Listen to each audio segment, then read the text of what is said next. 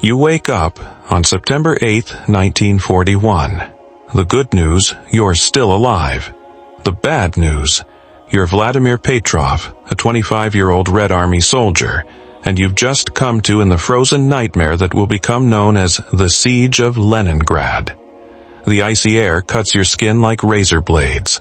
Your breath forms thick clouds of vapor that freeze instantly on your mustache, turning into tiny ice crystals that fall away with every move. The air smells sickening, a mix of gunpowder, rotting bodies, and the metallic stench of frozen blood staining the snow around you. You're lying in a trench dug into the frozen ground on the edge of Leningrad. Your hands, wrapped in ragged gloves, are so numb you can barely feel the wooden rifle butt pressed against your chest.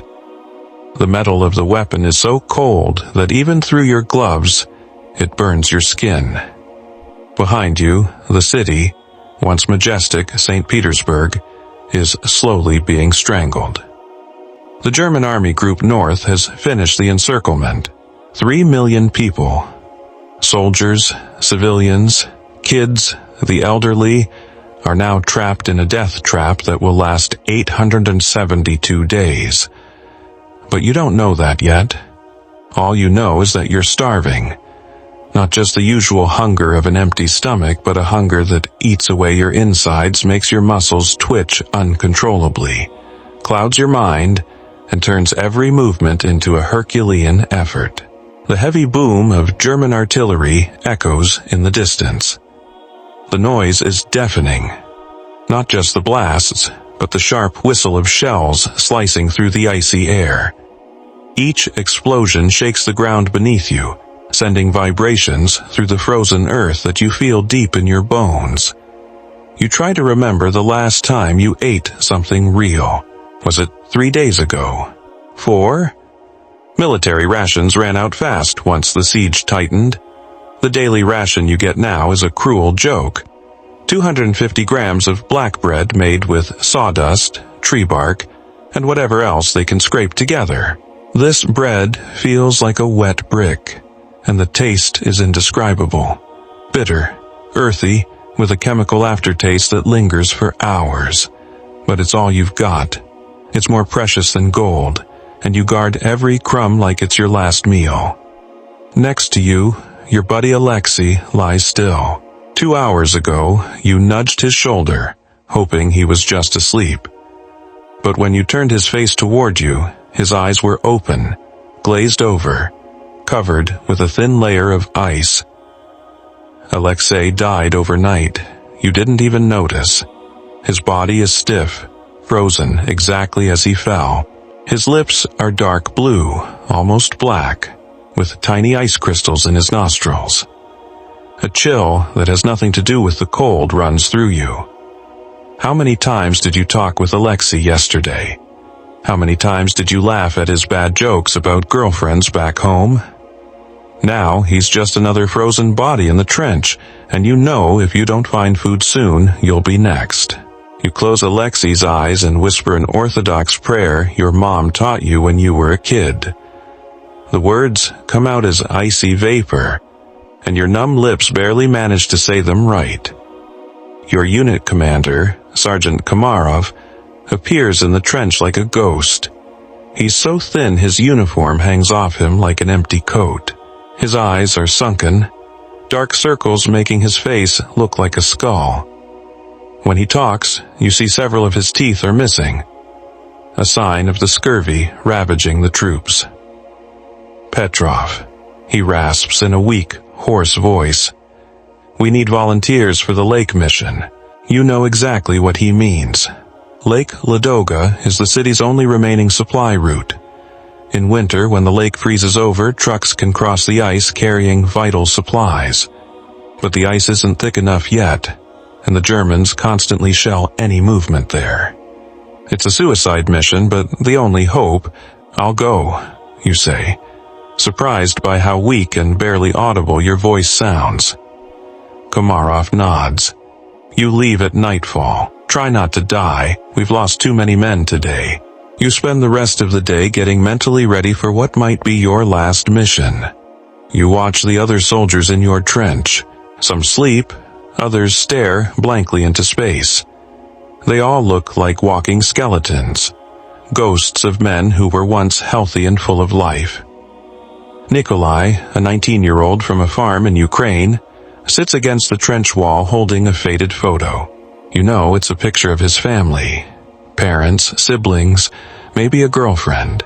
He stared at it for hours, like he's trying to memorize every detail before dying. "Nikolai," you whisper, "are you okay?" He looks up, tears frozen on his cheeks, making tiny ice trails. "I dreamed of borscht last night," he says quietly. "Mom's borscht. I could smell it, Vladimir. I could taste it. When I woke up, I almost felt warmth in my belly."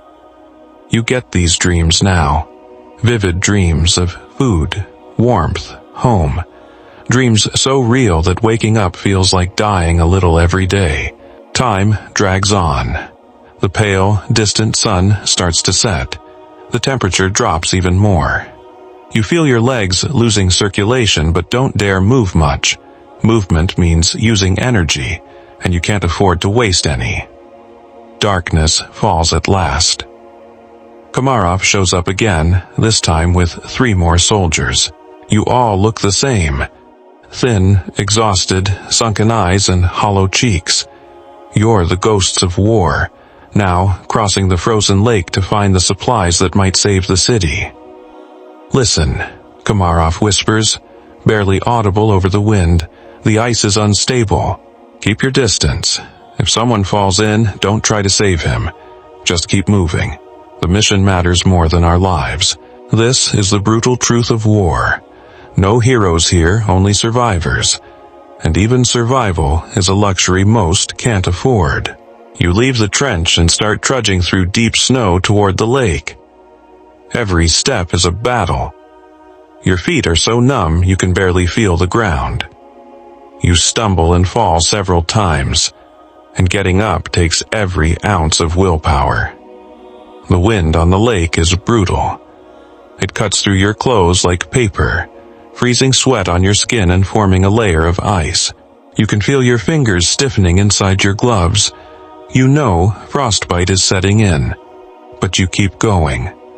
All of you keep going, because stopping means death. The lake stretches before you like an Arctic desert. The ice is uneven, cracked and ridged where the water froze in waves underfoot. You hear it groaning and creaking, a sinister sound reminding you death waits just inches below. You walk in single file, keeping about 20 meters between each man.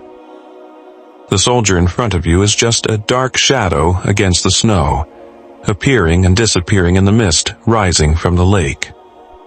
Suddenly, you hear a scream behind you. You turn around and see that one of the soldiers, Petya, you think, an 18-year-old kid from Moscow, has disappeared. Where he was walking, there's now just a black hole in the ice with dark water bubbling around the edges. You want to run to help him, but Komarov's words echo in your head. If someone falls, don't try to save him, just keep moving. You stand there for a moment, staring at the hole. You hear Petya's muffled screams from beneath the water. He's trying to swim back up, but the under-ice current is strong, pulling him away. Then the screams stop. You turn and keep walking. Tears freeze on your face, but you don't stop. You can't stop. The mission is more important than any one life. After what feels like hours, you finally reach the far side of the lake. There's a small supply post there. A wooden shack half buried in snow, smoke rising from a makeshift chimney. It's the first sign of civilized life you've seen in weeks. Inside stands a supply officer, an older man with a graying beard and tired eyes. He looks at you with a mix of pity and respect. "How many left when you left?" he asks. "5, Komarov answers. "How many made it?" The officer writes something in a worn notebook. 4, lucky compared to most. "Yesterday we lost a whole unit. the ice gave way under a supply truck, 12 men. He hands you some supplies, a few cans of meat, ammo, basic medicine. Not much, but more than you've seen in weeks.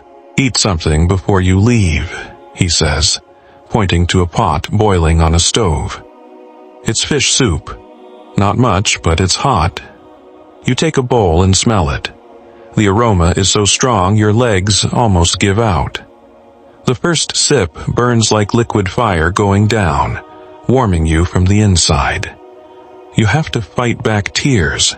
It's the first hot food you've had in a week. You rest for an hour, savoring every bit of warmth and nourishment, but soon it's time to go. The return trip will be even more dangerous. Carrying supplies over unstable ice is like carrying a death sentence. When you leave the post, the temperature has dropped even more. The wind is so strong now you can barely stand. Every step is a fight against the elements, and you know you're losing. Halfway back across the lake, you hear a terrible sound. The ice cracking isn't just a snap. It's a deep roar, like the lake itself is waking from a nightmare. You look down and see cracks forming around your feet, racing across the ice like lightning. "Run!" Komarov shouts, but the wind drowns out his voice. You run, or try to, across the breaking ice. Every step could be your last. You hear water rushing underfoot, ready to swallow you like it did Petya. Somehow, you make it to the other side. All of you are exhausted, hypothermic, barely alive. But you made it. The supplies are safe. When you get back to the trench, you find a scene of horror. Several soldiers died during the night, some from the cold, others from hunger. Their bodies lie scattered like broken dolls. But the worst is yet to come. In the days that follow, as hunger gets worse, you start to notice changes in the soldiers' behavior. They don't look at the frozen bodies with respect or sadness, but with something that looks like hunger. You try not to think about it. You focus on staying alive, following orders, defending the city.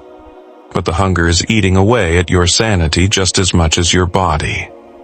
One night, you wake to find Nikolai, the boy with the family photo, crouched over Alexei's frozen body.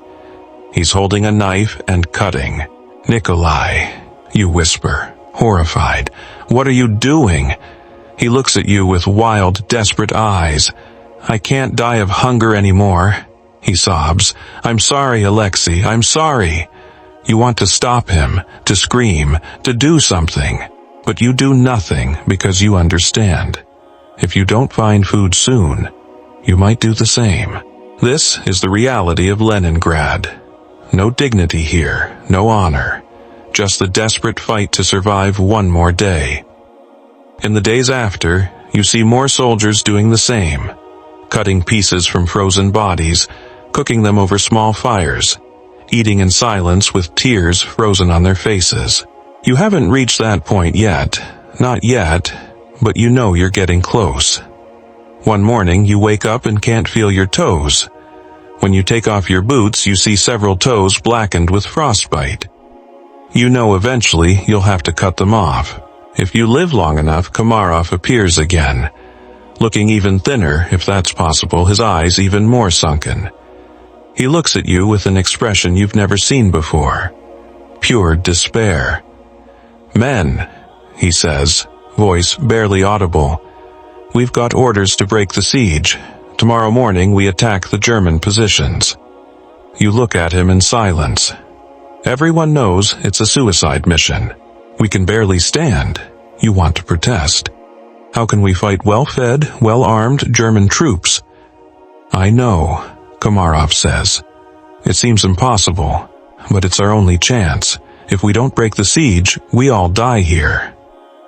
That night, you lie awake staring at the stars, so distant, so cold. You wonder if your family back home is still alive. You wonder if they know what's happening here.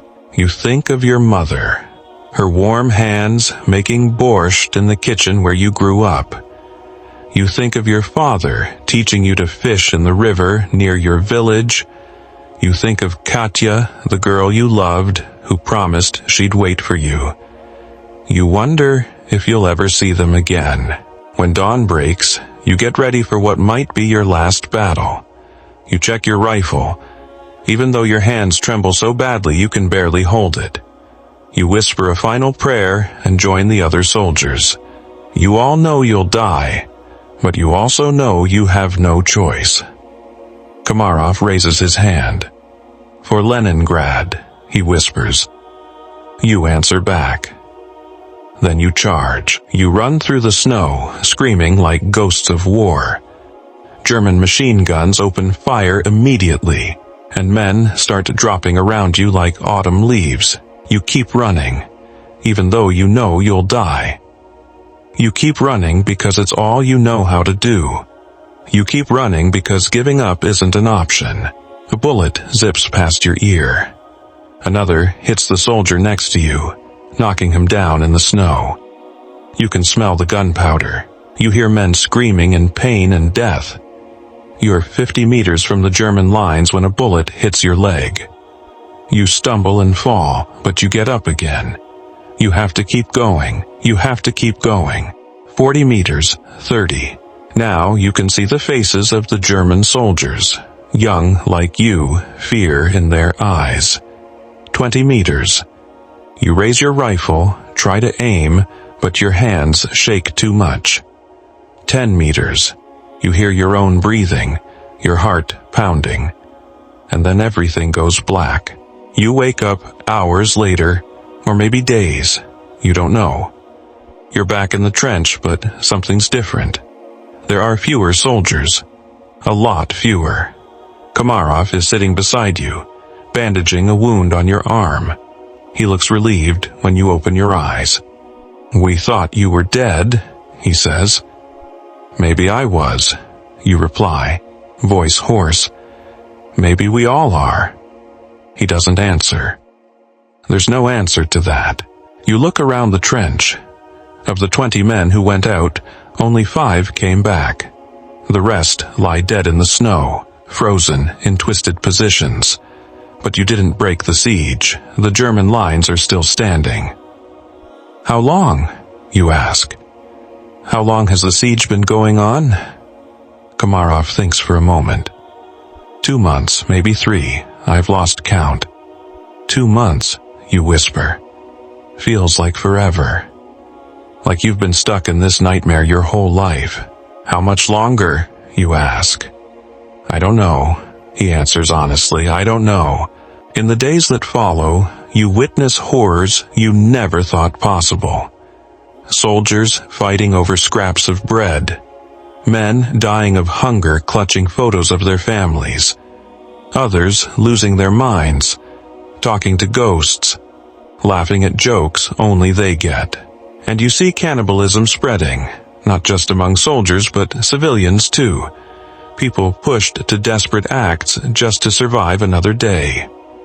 You haven't reached that point yet. Not yet, but you know it's coming soon. One morning, you wake up and can't stand. Your legs just won't respond. You lie in the trench, staring at the gray sky, waiting for death. But death doesn't come, not yet. Instead, you hear something. Something you haven't heard in months. The sound of an engine. Multiple engines. You force yourself to sit up and look toward the lake. There, crossing the ice, you see something impossible. Trucks, dozens of them loaded with supplies. The road of life is finally open. The lake has frozen over completely, and supplies are coming in. You want to cry, but you have no tears. You want to scream with joy, but you have no voice. You just lie there, watching the trucks roll in, knowing maybe, just maybe, you can survive another day. But you also know this is just the beginning. The siege will go on much longer, with more death and suffering. You are Vladimir Petrov, a 25-year-old soldier in the siege of Leningrad. You've survived so far, but the real test is just starting. And as you lie in the trench watching those supply trucks, you wonder, how much longer can I hold on? How much longer before I become just another frozen body in the snow? You don't know. No one does. But you do know one thing. You'll keep fighting. Because giving up isn't an option. Because you have to survive. Because you have to tell this story. The story of how people can endure the impossible, even when it means losing their own humanity. The wind blows through the trench, carrying the stench of death and despair, but also something else. A promise that no matter how impossible it seems, some of you will survive. The trucks arrive like mechanical ghosts in the snow. When the first one stops near your trench, you manage to drag yourself over using the last bit of strength you didn't know you had. The driver, a middle-aged man with a face worn down by wind and exhaustion, looks at you with a mix of pity and respect. "Jesus Christ," he murmurs, helping you to your feet. "You're still alive."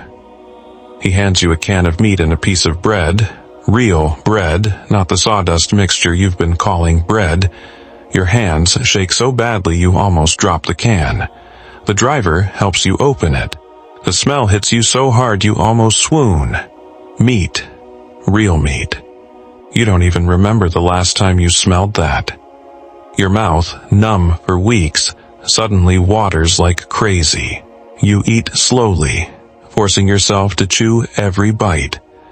Your stomach, shrunken from hunger, protests, but you push the food down. Your body needs it. Every calorie, every gram of protein. "How many men did you lose?" the driver asks, handing out supplies to the other soldiers who made it. Komarov, who managed to crawl near the truck, answers in a hoarse voice, "We left with 50 men this run. Now there are seven. The driver shakes his head but doesn't look surprised. You realize he's heard numbers like that before. "Things are going to get better now," he says. "We're working on making this a regular route across the lake. More supplies will come." You want to believe him, want to think the worst is over, but you know better. In the days that follow, as you slowly regain some strength, you begin to understand just how bad things really are in Leningrad. The supplies coming across the lake are just a drop in the bucket compared to what the city needs. 3 million people, 3 million mouths to feed, and the Germans keep bombing the supply route, destroying trucks, killing drivers, sending vehicles to the bottom of the frozen lake. You hear stories from soldiers arriving to reinforce your position, stories that chill you to the bone. In the city, people tear wallpaper off walls to eat the glue underneath. It's made of flour and water, not nutritious but something to fill empty stomachs. Kids starve to death in their mothers' arms, mothers who have no milk to feed them. People chew on leather belts, boiling them until soft enough to eat. They eat books, literally tearing pages to mix with water to make a paste they can swallow. They eat carpenter's glue, machine oil, anything they can get for a little energy. But it's nowhere near enough. The worst part?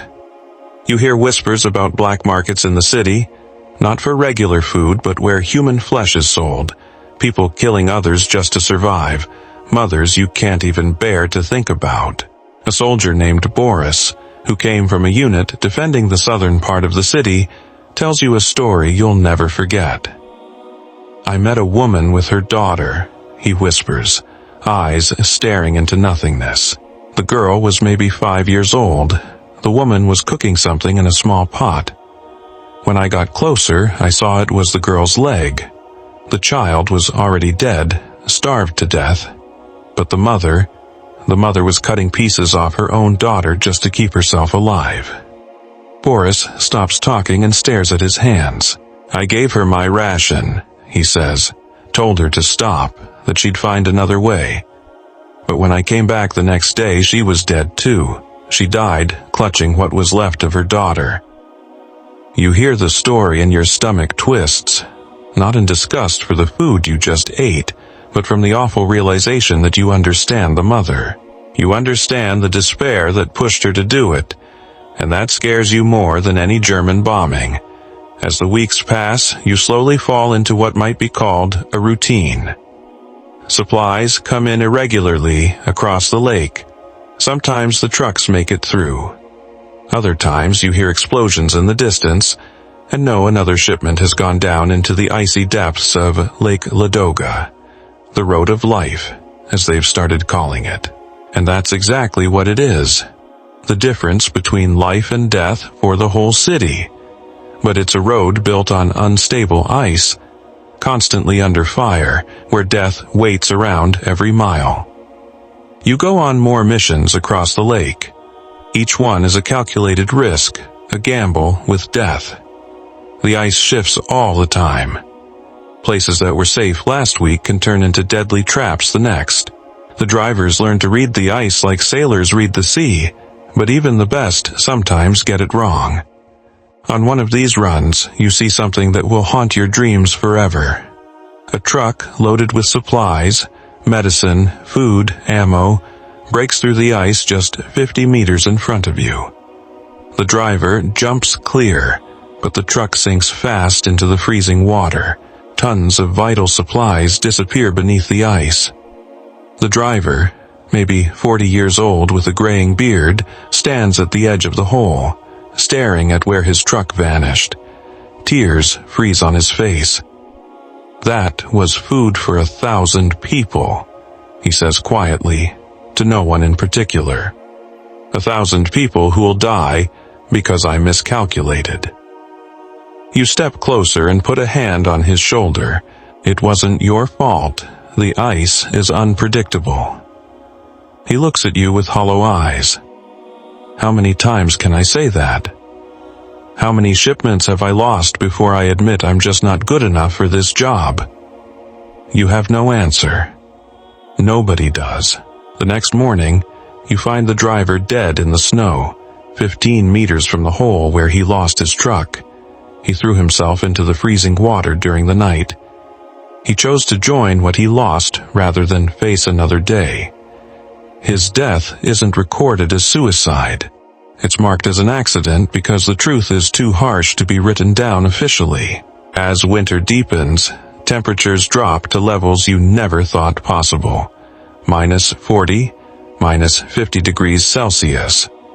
The air is so cold it burns your lungs with every breath. Your spit freezes before it hits the ground. At these temps, metal becomes brittle like glass. You watch rifles snap in half when fired. Tanks freeze up because the oil in their engine solidifies. Yet somehow people keep going. Soldiers like you continue holding the line. Civilians keep working in munitions factories, even when they're so weak they can barely stand. You meet a woman named Tatiana on one of your supply runs into the city. She works in an artillery shell factory, running heavy machinery with hands that tremble from hunger and cold. "Why do you keep going?" you ask her during a brief break. She looks at you with eyes sunken deep into her skeletal face. "Because if I stop, the Germans win. And if they win, my daughter died for nothing." You learn her daughter, an 8-year-old, starved to death 3 weeks ago. Tatiana still works 16 hours a day in that freezing factory, surviving on less than 200 calories daily, because it's the only way she knows to honor her daughter's memory. That's the strength you see all over Leningrad. Not physical strength, that's long gone, but willpower, an absolute refusal to give up, even when giving up seems the only sane choice. You see it in soldiers defending impossible positions with ammo that barely works in the cold. You see it in doctors operating in unheated hospitals, using their own gloves for anesthesia because there are no medicines left.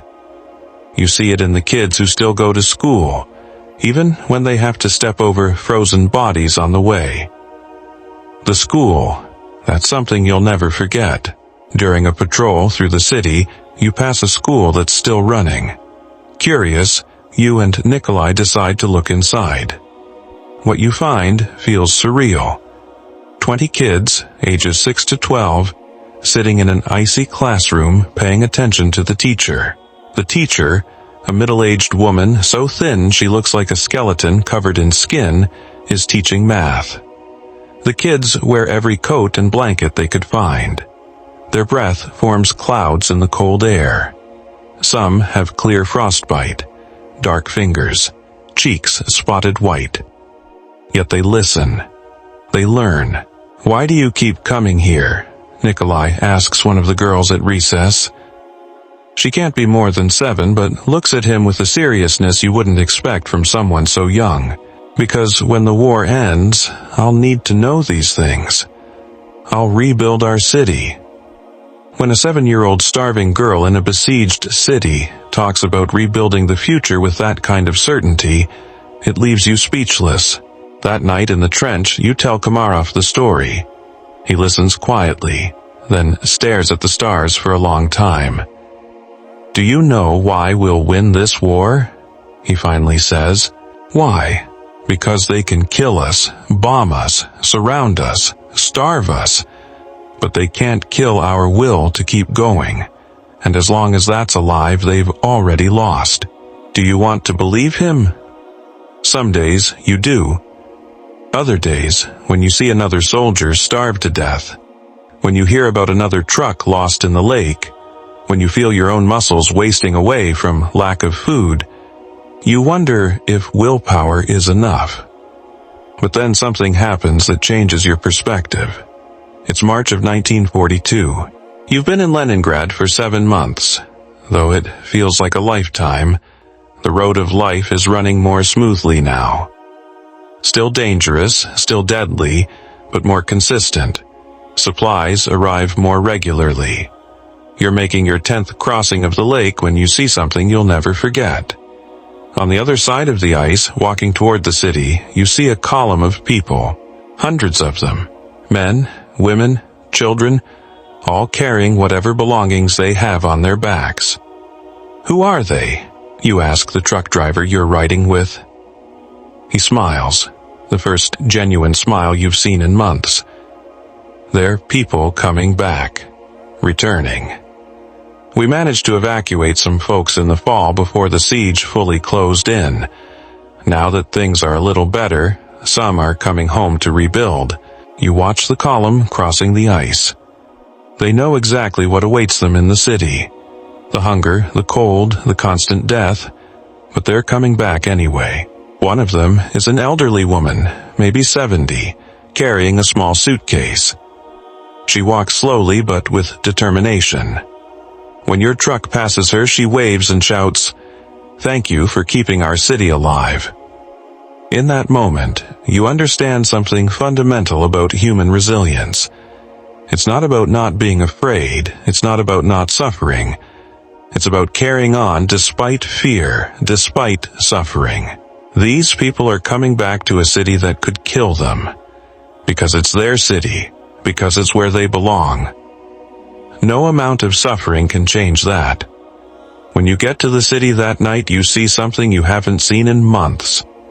Hope, not much, and certainly not enough to end the suffering, but enough to make people look toward the future instead of just the next day. There are rumors that the Germans are retreating on some fronts. Rumors the siege might not last forever. Rumors that the outside world hasn't forgotten Leningrad. You don't know if the rumors are true, but you see how they affect people. Soldiers fight a little harder. Civilians work a little longer. Kids play among the ruins, imagining what their homes will look like when they're rebuilt. You learn that hope is a powerful force, maybe more powerful than food, more necessary than heat. But hope can also be cruel. In April, you get news from home for the first time in almost a year. A letter delivered through the military network, written by your younger sister Anania. Your mother died in January from pneumonia. There were no medicines in your small town. Your father was drafted and died in Stalingrad in February. Katya, the girl you loved who promised she'd wait for you, married an NKVD officer in March. Anania writes, I'm not telling you this to hurt you, Volodya. I'm telling you because you need to know the truth. You read the letter 3 times before you can fully process it. Then you fold it carefully and keep it in your breast pocket near your heart. That night, you leave the trench and walk through the snow under the stars. It's not safe. German snipers sometimes shoot anyone moving in the dark, but you don't care. You think of your mother, brushing your hair when you were a kid. You think of your father teaching you how to fix things. You think of Katya, the goodbye kiss she gave you at the train station. All those people are gone now. All the reasons you first fought no longer exist. So why are you still here? Why do you keep fighting? You glance back at the city, where faint lights shine through the windows of bombed-out buildings, where people you've never met keep working, studying, living, waiting. And you understand, you're no longer fighting for your family. You're fighting for all families. You're no longer defending your home. You're defending the idea of home for everyone. You fight because if you stop, the sacrifice of your mother, your father, and all the soldiers who died beside you will have been for nothing. You fight because that's what people do. They get up, they carry on, they build something new on the ruins of what was destroyed. When you return to the trench, Komarov is waiting. "Got bad news?" he asks, seeing your face. "Yes." "Want to talk about it?" "Not yet. Maybe never." He nods. "I get it. But remember, the war isn't over. We still have work to do. I know, and you know. We've got work to do, a city to defend, people to protect, a future to build. Anania's letter stays in your breast pocket for the next 3 months. Sometimes you touch it, reminding yourself who you were before the war. But most of the time you focus on who you need to be now. May comes with signs that winter is finally losing its grip. Temperatures rise above freezing. For the first time in months, the snow starts melting, revealing horrors buried beneath it. Bodies, thousands frozen where they fell, preserved by the cold. Now, as the snow melts, they come back into view as gruesome reminders of the price the city paid to survive. Special teams are formed to collect the bodies. You volunteer, not because you want to, but because someone has to. The work is brutal. You carry children's bodies that look like broken dolls, elderly folks who died sitting on benches as if they were just resting, bodies of soldiers who died at their posts, still clutching their weapons. Each body has a story. Each death represents dreams left unfulfilled, families torn apart, futures that will never be. But you do the work because these people deserve dignity in death, even if they had no comfort in life. During one of these body collection missions, you find the body of a child, a boy, maybe 10 years old. Clutched in his small hands is a piece of paper. You carefully unfold it and read, "Dear Papa, I hope you come back soon from the war. Mama says you are fighting the bad guys. I am trying to be as brave as you. I saved my last potato for when you return. Your son, Maxim." The letter is dated December 1941. The boy died waiting for a father who may never have known he lost his son. You fold the letter carefully and put it in your pocket alongside Anania's letter. Some stories need to be remembered as summer approaches. The situation in Leningrad slowly improves. More supplies come in, not just across the now frozen lake, but also via a new railway built under constant bombardment. You gain weight for the first time in nearly a year. Not much, you're still skeletal compared to before the war, but enough that you can function without feeling like you'll pass out at any moment. Other soldiers are recovering too. Nikolai, who you thought wouldn't make it through the winter, now manages to smile every once in a while. Komarov even tells bad jokes sometimes. But none of you are the same. How could you be? You've seen things no one should see, done things no one should have to do, survived when survival seemed impossible. You carry scars that will never fully heal. Not just physical ones, lost toes from frostbite, a bullet scar on your leg, the lasting marks of malnutrition, but psychological scars too. You wake every night with nightmares. Frozen bodies, the sound of ice cracking, the smell of human flesh cooking. Dreams of your mother calling your name through a blizzard, your father reaching for you under the freezing water of Lake Ladoga. But you also dream of other things. You dream of the school where you saw children learning math in an icy classroom. You dream of Tatiana working in the factory to honor her daughter's memory. You dream of the elderly woman crossing the ice to return home. Those dreams give you the strength to keep going. In August 1942, 1 year after the siege began, you get a special mission. You and a small group of seasoned soldiers will escort an American war correspondent who wants to document life in Leningrad. The correspondent, a man named Robert Thompson, arrived via the road of life. He's well-fed, well-dressed, smells like soap and aftershave. He looks at you as if you're artifacts in a museum. "My God," he murmurs the first time he sees you. "How are you still alive?" It's a fair question. You've lost maybe 30 kilograms. Your teeth are loose from malnutrition. Your hair is thin and brittle. You look at least 10 years older, but you're alive, and that's what matters. Thompson wants to see everything.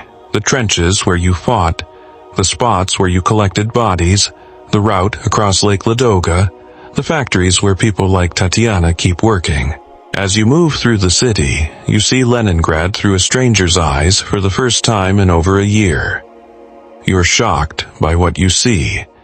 Entire buildings reduced to rubble, streets pockmarked by bombings, parks where trees were cut down for firewood, leaving stumps that look like broken teeth. But you also see other things. Makeshift gardens growing among the ruins, kids playing in battered parks, artists painting murals on the walls of bombed-out buildings, life pushing through. Despite everything, Thompson asks lots of questions about how you survived, what you ate, how you kept morale up. You try to explain, but the words feel too small. How do you explain to someone who's never known true hunger what it's like to be dying of starvation? How do you describe to someone who's never been in a war zone the constant roar of artillery? How do you make someone understand that, despite all the horror, you also found a strength inside you didn't know you had? "Why didn't you surrender?" Thompson asks finally. Komarov answers, "Why would you surrender?" It wasn't an option, not for us, not for our city, not for our people. But there were plenty of moments when you wanted to give up every single day, Komarov admits. But wanting to give up and actually giving up are two very different things. Thompson looks confused. "I don't get the difference." You meet his gaze. This well-fed, well-dressed man who slept in a warm bed last night while you froze in the trenches. "The difference," you say slowly, "is that when you give up, you die. And when you die, everyone who depends on you dies too. So you find a way to carry on." That night, Thompson shares his food with you. Real food, American food, canned meat, preserved fruit, chocolate. You eat slowly, savoring every bite. "What will you do when the war ends?" he asks. It's a question none of you has seriously considered. The war has become your whole world. "Rebuild," Nikolai finally says. "Rebuild everything you had. Our homes, our city, our lives, everything that's been destroyed." Thompson writes it down. "And you think you can?" After all you've lost, you think of the letters in your pocket, both Anania's and the boys. You think of all the people who died, all the sacrifices made. "We have to," you say, "because if we can't, then they died for nothing. And that's unacceptable." Thompson stays in Leningrad for a week. He documents everything. Photographs of survivors, ruins, life pushing on. When he leaves, you know he'll carry those images to the outside world. That people far away will see what happened here. That the story of Leningrad will be told.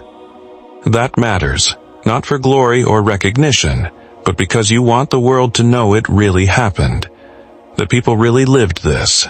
That the human spirit really can survive the impossible. September comes, marking 1 year of the siege. You can't believe you've lasted this long. A year ago, you were a naive young soldier thinking the war would be a grand adventure. Now, you know better. War is mostly waiting, suffering, and dying. You know glory is rare, but quiet resistance is common. You know heroes aren't people without fear, but people who do what has to be done despite the fear. As autumn deepens, there are signs the military situation is shifting. The Germans aren't advancing on all fronts anymore. There are rumors of big battles down south, where the Germans are being pushed back. But for you, in Leningrad, the war keeps going, the siege keeps going, and the daily fight to survive goes on. You take on more missions across the lake, now by boat instead of over the ice. The water's cold, but not nearly as deadly as the ice used to be in winter. There are still dangers. German shelling, sudden storms, equipment breaking down at the worst times. On one of these runs, you meet a young soldier who just arrived to help defend the city. He's the same age you were when the war started, 25. But he looks even younger, full of energy and optimism you barely remember having. "Is it true you guys ate people during the winter?" he asks, with that morbid curiosity of someone who's heard stories but never lived the reality. You stare at him for a long moment. "Why do you want to know?" "Just curious. It must have been horrible." "It was," you say, "but not for the reason you think." "What do you mean?" "You think the horror was having to eat human flesh to survive, but the real horror was realizing you're capable of it, that when you're pushed that far, when the alternative is death, you'll do things you never imagined you could." The young soldier goes quiet, thinking it over. "I'm not telling you this to scare you," you add. "I'm telling you because you need to get it. War isn't about being brave or patriotic or honorable. It's about surviving. And survival sometimes means becoming someone you don't recognize in the mirror. But did we still fight? Did we still resist? Yes, you say, because we learned that even when you become a stranger to yourself, you can still choose what's worth fighting for. That conversation sticks with you for days. You think about how you've changed since the war started. How the idealistic kid who marched into Leningrad over a year ago is gone, replaced by someone tougher, more practical, able to do hard things. But you also think about what hasn't changed. You still care about your fellow soldiers, still feel responsible for protecting civilians, still believe what you're doing matters.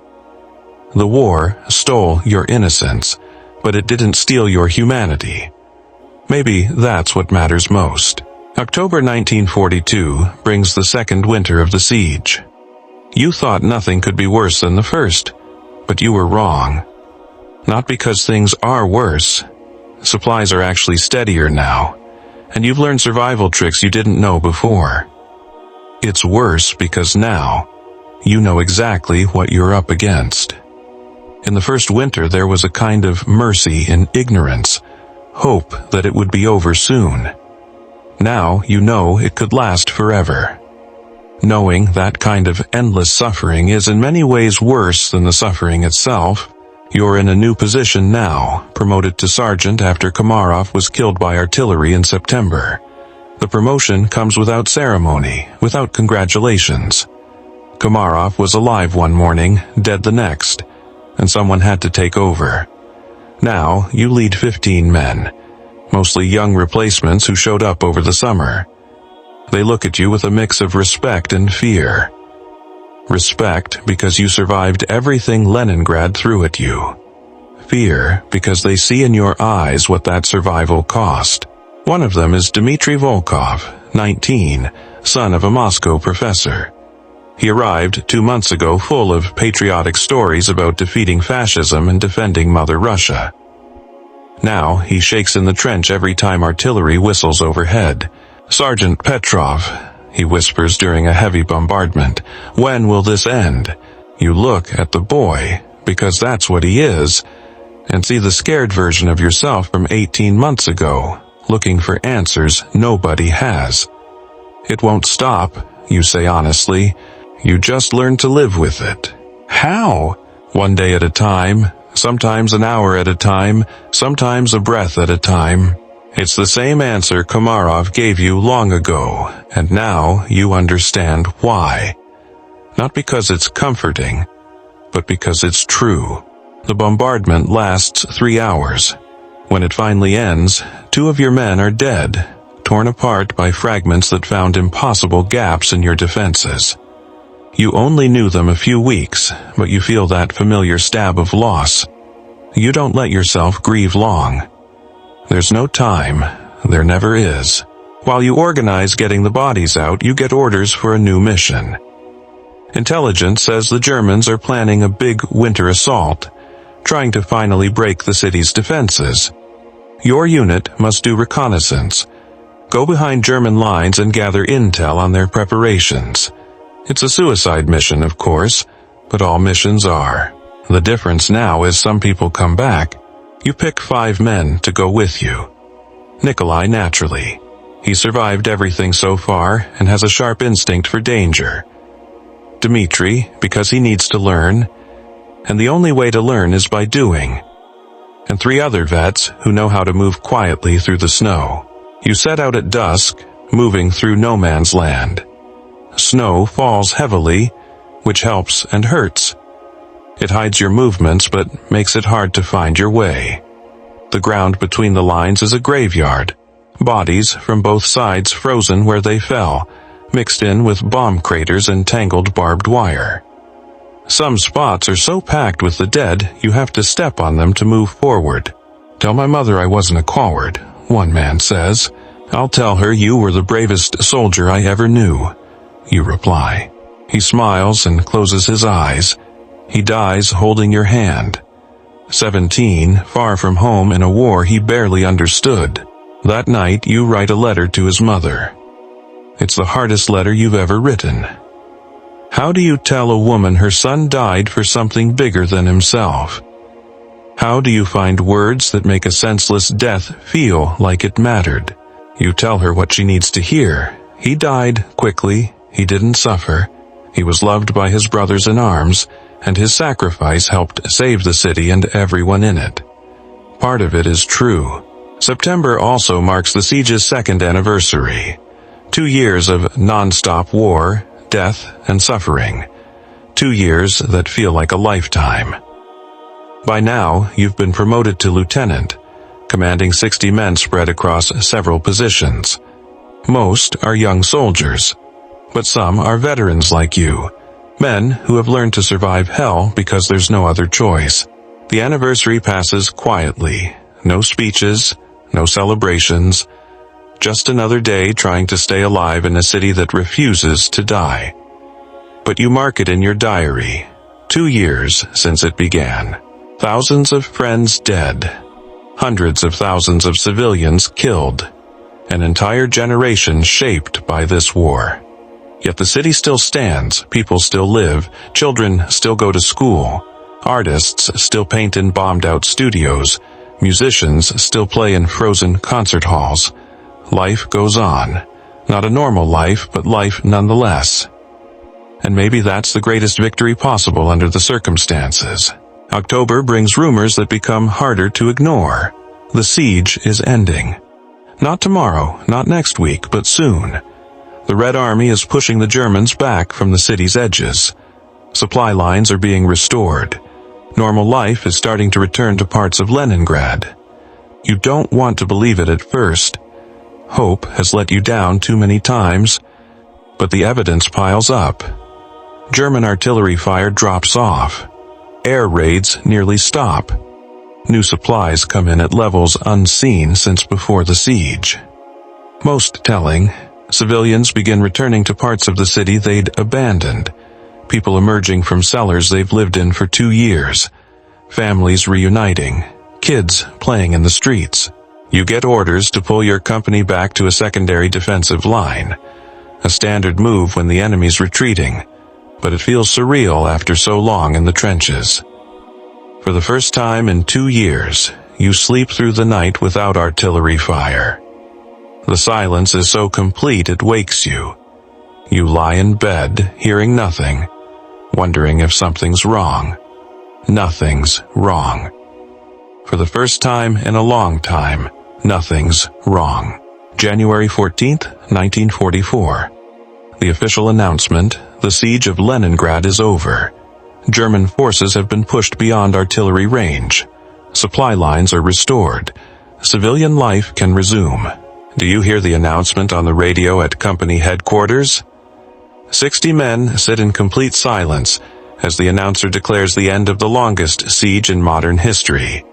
872 days of continuous warfare. When it ends, no one cheers, no one celebrates. You all just sit quietly, taking in the fact that you survived something that shouldn't have been survivable. Later, when the emotions hit, there will be tears, embraces, letters to write, families to contact, graves to visit. But right now, only silence. The silence of people who endured the impossible and lived to tell the story. You look around at the faces near you. Some you've known for months, others for weeks. Each changed by an experience none would want to repeat, but each alive, each human, each ready to face whatever comes next. Outside, the city wakes again. Voices in the streets, vehicles moving, children laughing. The sounds that were silenced for 872 days are coming back. Leningrad lives against all odds. Despite everything thrown at her, the city survives. And so do you, Vladimir Petrov. Once a young soldier full of patriotic zeal, now a veteran of the longest siege in history. You've seen things that will haunt you forever. Done things you never thought you would have to do. Lost friends you'll never forget. But you're alive. And as long as you live, their sacrifice has meaning. The siege is over, you say. But your journey is just beginning. In the days after the announcement, you find yourself in a strange place. After 872 days of living only for the next day, the next shelling, the next meager meal, suddenly there's a future to think about. And that's in many ways more frightening than the war.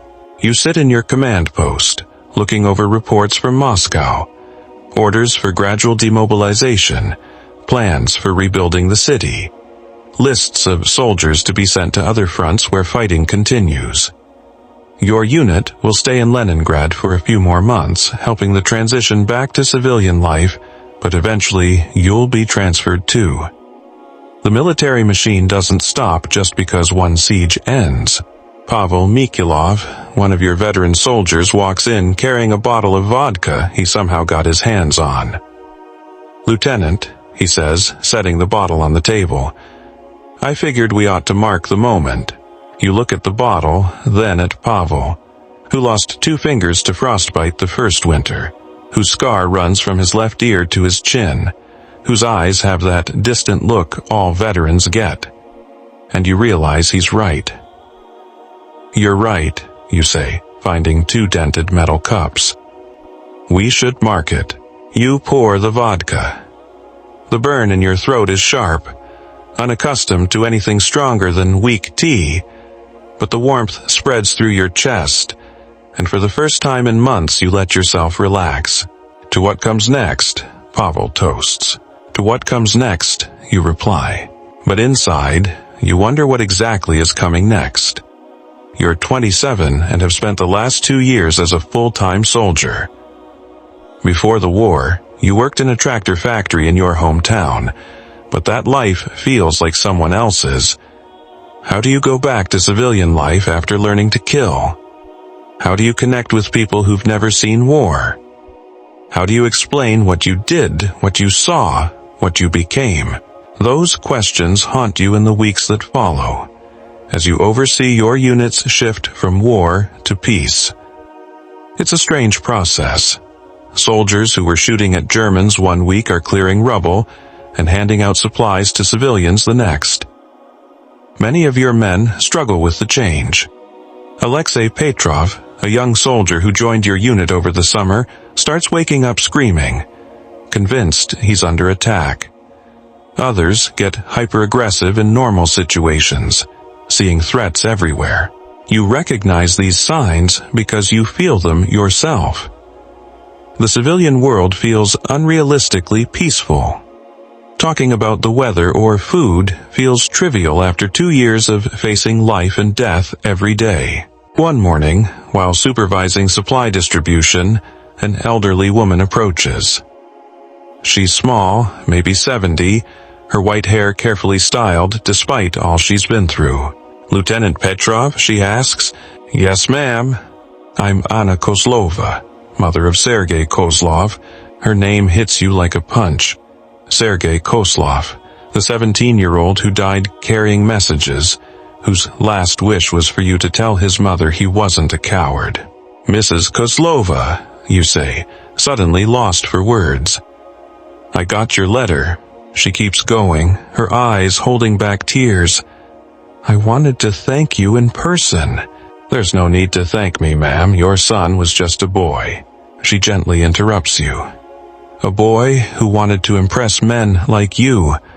But your letter told me he died being useful, that he mattered. And that means everything to a mother." She holds out a small photo. Sergei in uniform, smiling with the youthful enthusiasm you remember behind the picture, a faded inscription reading, "To Mommy, from your brave soldier." "Keep this," she says when you try to hand it back.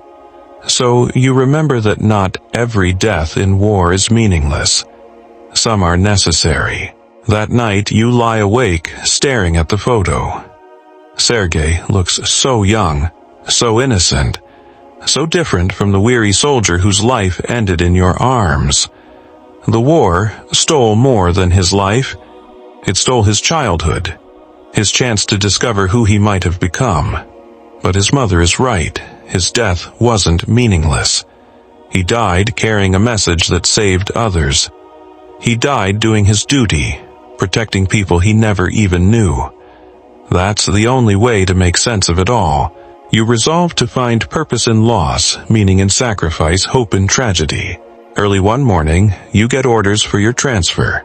You're to join the Western Front, where Soviet forces are pushing the Germans back through Poland.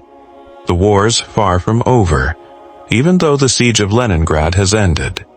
But before you leave, you have responsibilities to fulfill. Letters to write to families of fallen soldiers, reports on your unit's actions to complete, recommendations for promotions for men who served well, and a visit to make. The military cemetery lies on Leningrad's outskirts, in a field that was farmland before the siege. Now it's filled with simple wooden crosses, each marking the grave of a soldier who died defending the city. You walk among the rows, reading names where you can. Many crosses bear no names, just unknown soldier and a date. But you recognize some of the men you commanded, friends you lost along the way. You stop at a cross engraved simply, Sergeant Ivan Komarov, hero of the Soviet Union. Your former commander, the man who taught you how to survive when survival seemed impossible. "Thank you," you whisper, "for teaching me that war isn't about not being afraid. It's about doing what needs to be done despite the fear." You place a small stone at its base, a military tradition honoring the dead. Then you move to the section where the youngest soldiers are buried. At the end of one row stands the cross of Sergei Kozlov, surrounded by other crosses of boys who died too young. The wood is weathered, but the name is still readable. You take the photo his mother gave you and carefully place it at the base of the cross, holding it down with another small stone. "Keep smiling, kid," you murmur. You did your part. As you get ready to leave, you notice movement near the entrance. A familiar figure, Tatiana, the woman who worked in the munitions factory throughout the siege. She's visiting a grave too. You walk over. She looks older, thinner, but there's a quiet strength about her you've always admired. "Tatiana," you say softly. She turns and recognizes you. "Lieutenant Petrov," she replies. "Still here for a few more days?" "Yes. After that, I'm headed to another front, and you'll stay," she says, glancing back at the grave she was visiting. Someone has to rebuild this city. Someone has to honor those who died by living meaningful lives. You look at the grave beside hers. The cross reads, "Nina Volkova, 8 years old, your daughter who starved during the first winter. Would she be proud of what you've done?" You answer, "I hope so." Tatiana says, "I'm now teaching at a school we're rebuilding, helping children whose parents died during the siege, trying to give them the future my Nina never had. That's important. It's all I can do. I can't bring her back, but I can help other kids survive, grow, become something better than this war. Do you understand? It's the same thing you're trying to do, honor the dead by living in a way that gives their deaths meaning." You walk together in silence to the cemetery entrance. There she stops and looks at you with solemn eyes. "You know it's not over, right?" she says. "The war? I know it goes on elsewhere.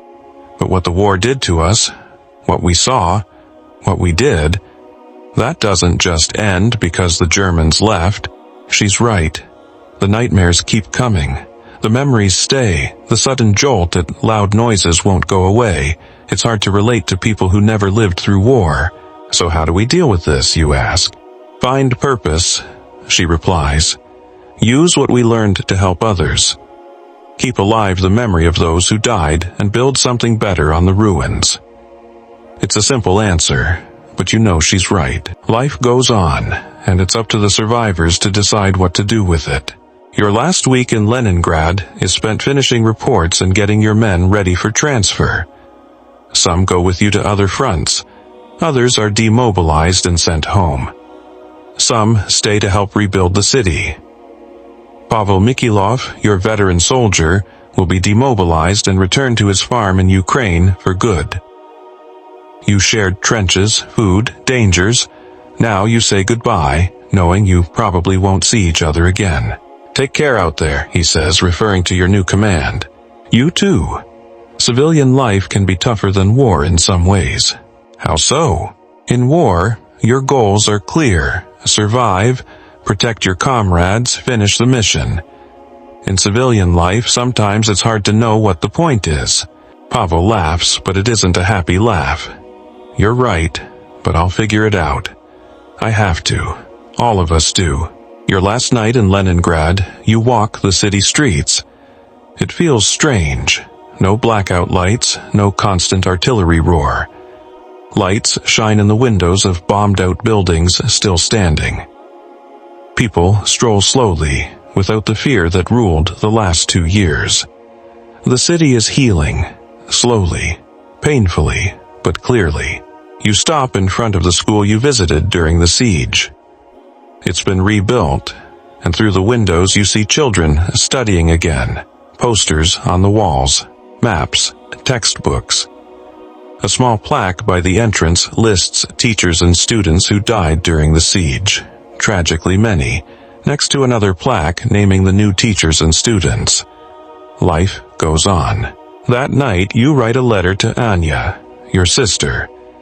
It's the first time you've been able to write since getting the news about your family. "Dear Anya," you begin, "the siege is over. I am alive and well. In a few days, I'll be transferred to another front. But I wanted to write while I'm still here, where it all happened. I can't fully explain what these 2 years have meant. The things I saw, the things I did, who I've become. But I can say this. People are capable of far more than we imagine, for both good and evil. I've seen soldiers give their lives for strangers, share their last meal with orphaned children.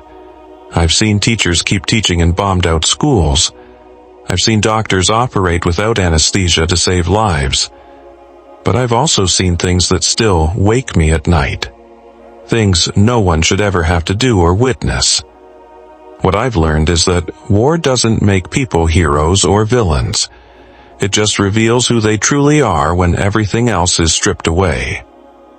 Mom and Dad died, and that pain is beyond words.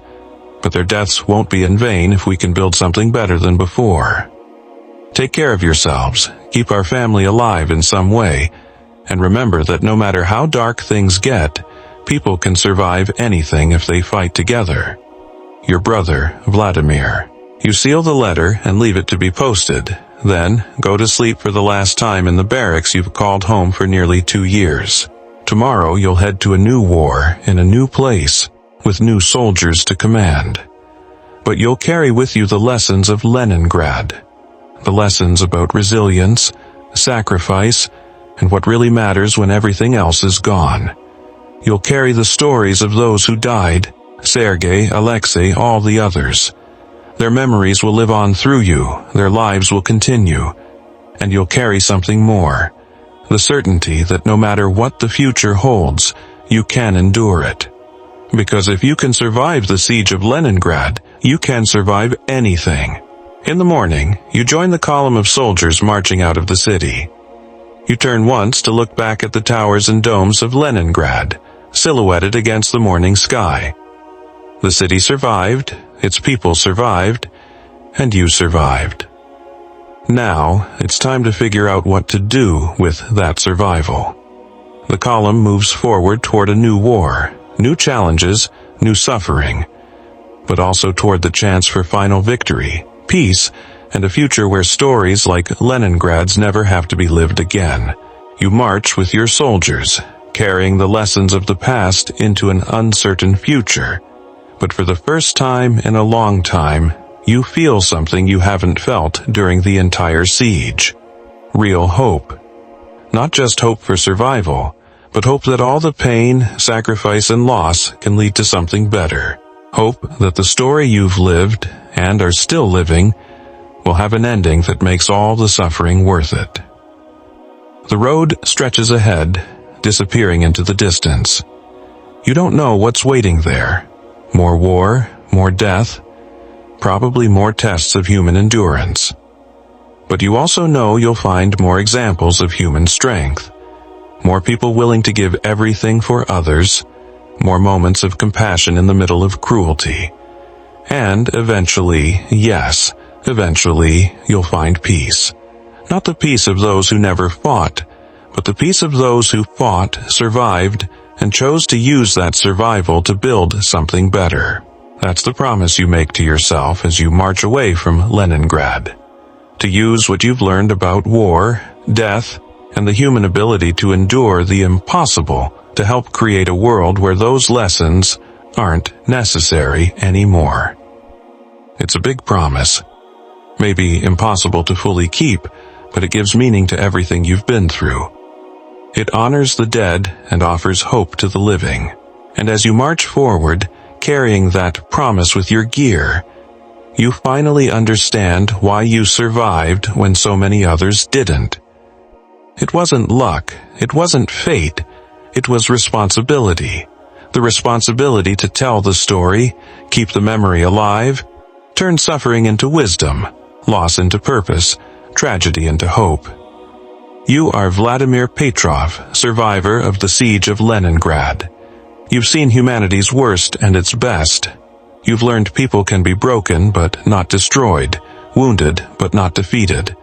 And now you bring that lesson to the world, determined to use it to build something better on the ruins of what was destroyed. The war goes on, but you go on too. And as you go on, history goes on, hope goes on, life goes on. Even when it seems impossible, especially when it seems impossible, life goes on. Maybe, just maybe, that's the greatest victory of all. The sun rises over the road ahead, lighting the path to whatever future awaits. You march toward it, carrying the past but not held prisoner by it, wounded but not broken, a survivor, and finally hopeful. The story of Leningrad is written in every step you take, in the strength you carry, the wisdom you've gained, and the purpose you found amid the chaos. It's a story that will last forever. A story of how humans can endure the impossible when they decide the alternative isn't acceptable. A story you will live and tell for the rest of your life. A story that, in the end, is about more than war, siege, or survival. It's about the human capacity to find light even in the darkest darkness. And once found, that light can never be fully extinguished. The march to the new front takes 3 days through land that was a battlefield until recently. Every kilometer shows the scars of war still raging across Eastern Europe. Burned villages, destroyed bridges, minefields marked with crude signs painted with skulls. Your new soldiers, half your company has never been to Leningrad, look at this destruction with a mix of fascination and horror. They've heard war stories, but seeing its scars etched in the land is different.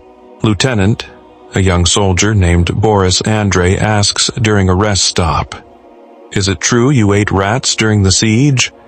Do you get questions like this all the time?" The story of Leningrad has spread through the Soviet army, sometimes exaggerated, sometimes toned down, but always wrapped in legend, which can be both helpful and dangerous. "We ate what we could find," you answer honestly. Rats when we could catch them, boot leather when there was nothing else, wallpaper paste when we were desperate. How did you keep going? How did you not lose your mind? It's a question you've been asking yourself since the siege ended. How did you keep your sanity when everything around you was insane? Some of us did lose it, you admit. But madness is a luxury you can't afford when others depend on you. You find ways to keep going, even when your mind screams to stop. That night, in the temporary camp your column sets up in a devastated forest, you talk with Major Volkov, your new commanding officer. He's a man in his 40s, a veteran of the Moscow campaign, missing an eye from Stalingrad. "Your men from Leningrad are different," he observes, watching your veterans quietly organize the camp's defenses with the efficiency only experience can bring. "Different how?" you ask. "They're more focused, less talkative. They do what needs to be done without the drama." "Is that coldness?"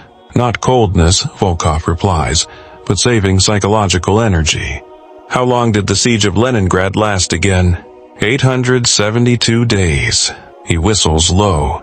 "Christ, almost 2.5 years. 2 years, 4 months, and 16 days, you correct him. "But who's counting?" Volkov laughs, but there's no humor in it. "And now you're headed to Warsaw. A few more months of fighting, hopefully." "Yes, sir." "Have you thought about what you'll do when it's all over? When there are no more Germans to fight?" It's a question that haunts you. "Not yet, sir." It's hard to plan a future when you've spent so long just trying to survive the present. But you'll have time to think. This war won't last forever.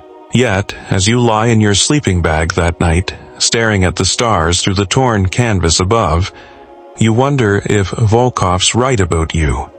War has become a way of life. You know how to function in war. You know how to lead men in combat. You know how to make life-or-death decisions under extreme pressure. What you don't know is how to live in peace. The arrival in Warsaw 3 days later confirms your worst fears about the war that's still raging.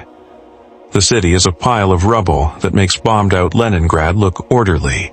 Building after building lies in broken heaps of brick and shattered concrete.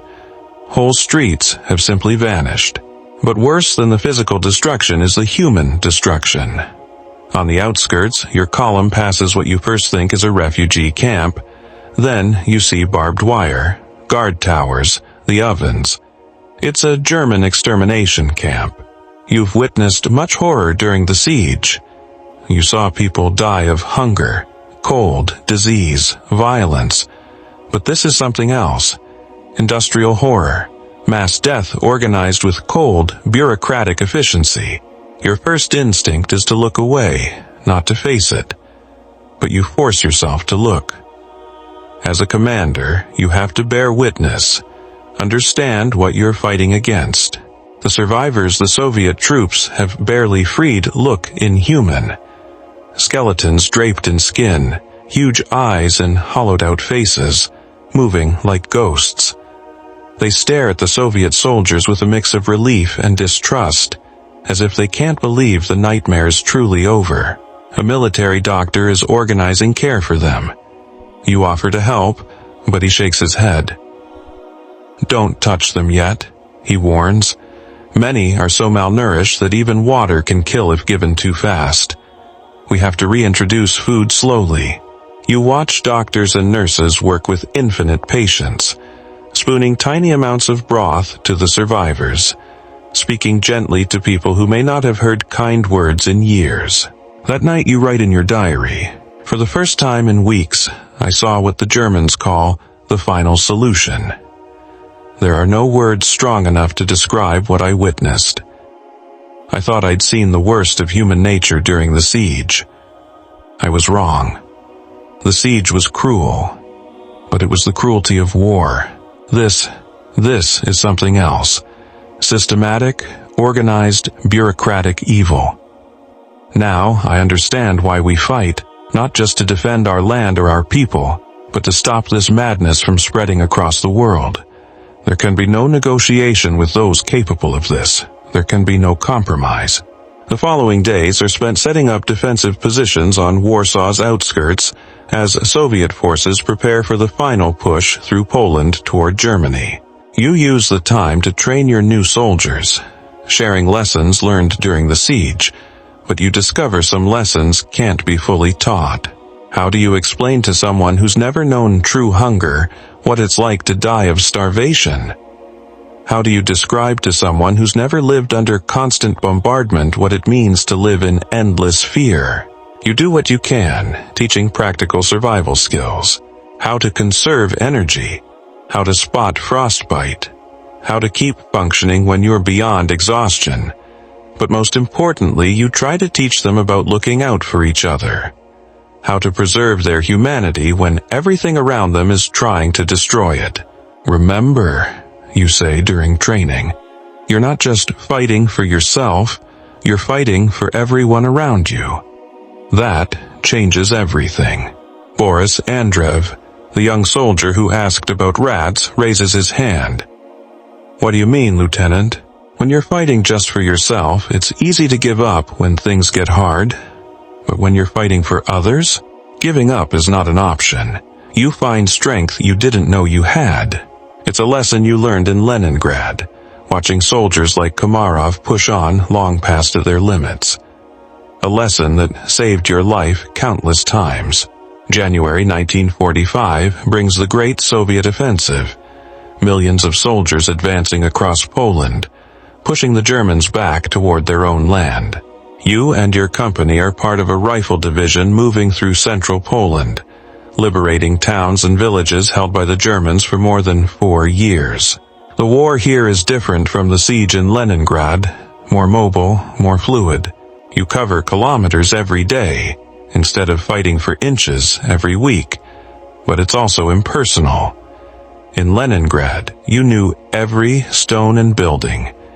Here you move through land you've never seen and may never see again.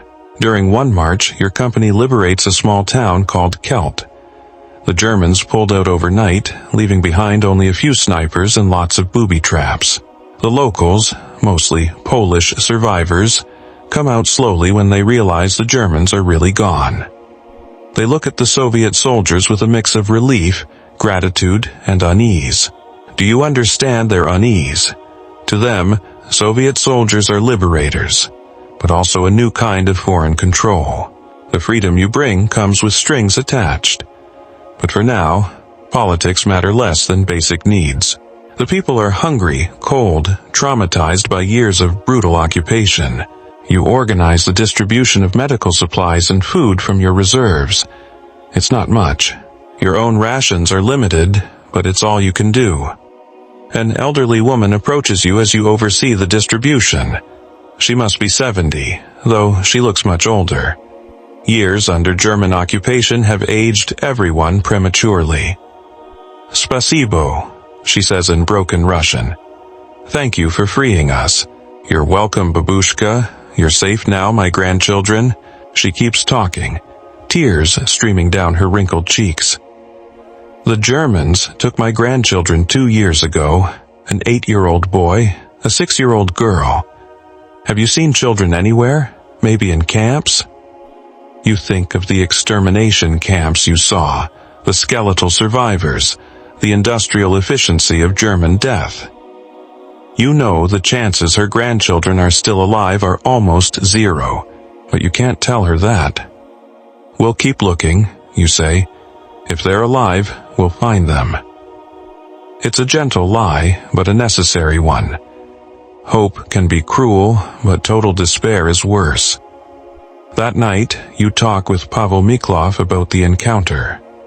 Pavel, who's been with you since Leningrad, understands the weight of promises you can't keep. You did the right thing, he says. Sometimes hope is all people have. But what if it's false hope? Then, you say, at least she has something to live for another day. And sometimes a day is all that matters. It's a philosophy born from brutal experience. During the siege, you learned to live one day at a time, because planning beyond that was too dangerous. Psychologically, the war goes on, city after city, village after village. Each place carries its own story of suffering, its own burden of atrocities, its own scars that might never fully heal. In February, your division crosses into Germany itself. It feels strange, you say, after years of fighting invaders on Soviet soil. Now we're the invaders. Germany is different from what you expected. More organized, more prosperous, less devastated by war than Poland or the Soviet Union. It's hard to reconcile that normalcy with the horrors you know were planned and carried out here. But as your unit pushes deeper into Germany, you see growing signs that the myth of German invincibility is falling apart. Roads are clogged with German refugees fleeing the Soviet advance. German soldiers surrender in increasing numbers. Entire towns give up without a fight. The war machine that seemed unstoppable just 2 years ago is now breaking down. March brings orders to advance on Berlin, the German capital, the heart of the Reich that caused so much suffering. Finally, after nearly 4 years of war, the end is in sight, but the end also brings new challenges. Soviet soldiers, many of whom lost entire families to German cruelty, are hungry for revenge. You see discipline slipping as men take justice into their own hands. As a commander, you're responsible for keeping your men in check, but you also understand their rage. You saw what the Germans did in Leningrad, in the extermination camps, in Polish villages. It's hard to preach restraint when you want revenge yourself. During a stop in a German town called Brandenburg, you witness something that forces you to face these issues head-on. Some of your soldiers find a group of German civilians hiding in a cellar. A family, a middle-aged man, his wife, and 2 young kids. The soldiers clearly intend violence. You can see it in their faces, in the way they hold their weapons. Soldiers, you say. What's going on here?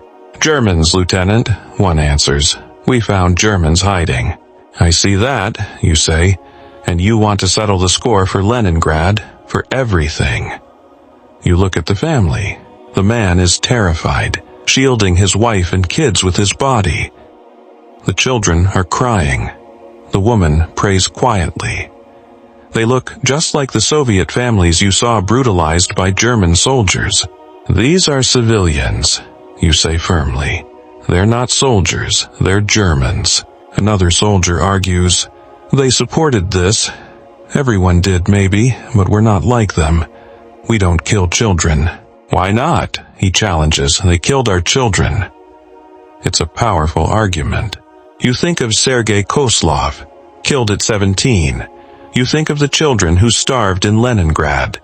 You think of the little bodies in the camps. But you also think of Tatiana choosing to teach kids instead of seeking revenge. You think of the old Polish woman searching for her grandchildren. You think of the choice before you now: become a monster or hold on to your humanity. Because, you say slowly, if we kill these children, we become the same as they are, and then they win anyway. There's a long silence. You can feel your soldiers torn between their thirst for revenge and their discipline. Finally, the soldier who spoke first lowers his weapon. "Yes, Lieutenant." The others follow. The family stays in the cellar, frightened but alive. That night you reflect on what happened. Was it the right call? Did you save innocent lives or miss a chance for justice? You don't know. Maybe you never will. But you know the choice you made, holding on to your humanity rather than giving in to revenge, matches the lessons you learned in Leningrad. War can take many things, but it can't take away your ability to choose who you want to be. April brings the final battle. The assault on Berlin, Germany's capital, is heavily defended but also surrounded. The defenders have no way out. The fighting is intense but short. German soldiers fight with the desperation of the defeated, low on resources, ammo, and above all, hope. Your company joins the attack on a series of government buildings downtown. The fighting is house to house, room to room, brutal and personal. During this fight, you have your most memorable encounter of the war. You clear an office in a government building and find a German officer hiding behind a desk. He's young, maybe 25, your age when the war started. He's wounded in the leg and clearly terrified. When he sees you, he raises his hands in surrender. "Don't shoot," he says in broken Russian. "I surrender." You keep your weapon trained on him as you size up the situation. He's no threat, unarmed and wounded, but he's still the enemy, representing everything you've been fighting against for nearly 4 years. "Why?" you ask in the basic German you picked up during the war. Why what? Why all this? Why Leningrad? Why the camps? Why all the death? The German officer looks at you, confused. I don't know. I just followed orders." It's an answer you've heard too many times, the usual defense. "I just followed orders," as if that wipes away responsibility for what someone did. "Do you have a family?" you ask. "Yes, a wife, a young daughter." "Where?" "München." "They're safe?" He nods. "They're safe." You think of all the families who aren't safe because of this war. Children who died, wives who became widows, parents who lost their kids. But you also think about the choice right in front of you now. Killing this man won't bring back the dead or undo the damage. If you surrender properly, if you don't do anything foolish, you say, softening your tone, you'll be free. Relief floods the German officer's face. Thank you, thank you. You take him prisoner, following the proper military protocols. Later, you wonder why you showed mercy to someone who might have taken part in atrocities. The answer you realize is that you needed to prove to yourself you were still capable of mercy, that the war hadn't completely destroyed your ability to see others as human beings, and not just enemies. April 30th, 1945. Hitler is dead. The Third Reich is collapsing. The war in Europe is basically over. You stand in a plaza in Berlin. When the news arrives, Soviet soldiers around you start celebrating. Shots fired into the air, cheers, hugs, but you feel strangely empty. 4 years of your life leading up to this moment. And now that it's here, you don't feel the triumph you expected. Maybe it's because you've seen too much horror to feel truly victorious. Maybe it's because you know the war's end won't bring back the dead.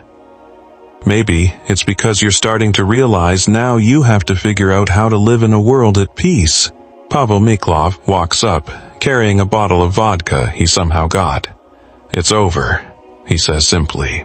"Yes," you reply, "it's over." "So why don't you look happy?" he asks. You think about it. Because the end is only the beginning. Now we have to figure out how to live with what we've done, what we've seen, who we've become. That's a problem for the future. Pavel says, today we celebrate that we're still alive to have those problems. He's right. See? Survival is a victory, all on its own. The fact that you're here, breathing, able to worry about what comes next, it's miraculous, given everything you've been through. You accept the vodka and drink. It's not really a celebration of the war ending so much as a recognition that life goes on. To the future, you toast. To the future, Pavel echoes. In the weeks that follow, as the details of Germany's surrender are finalized and Soviet troops take control, you have time to look back on almost 4 years since the war began. You were a different person then, young, idealistic, eager to prove your patriotism and courage. Now, what are you? A traumatized veteran, a guilty survivor, a man who's seen and done too much to ever be the same? Maybe all that, maybe none of it.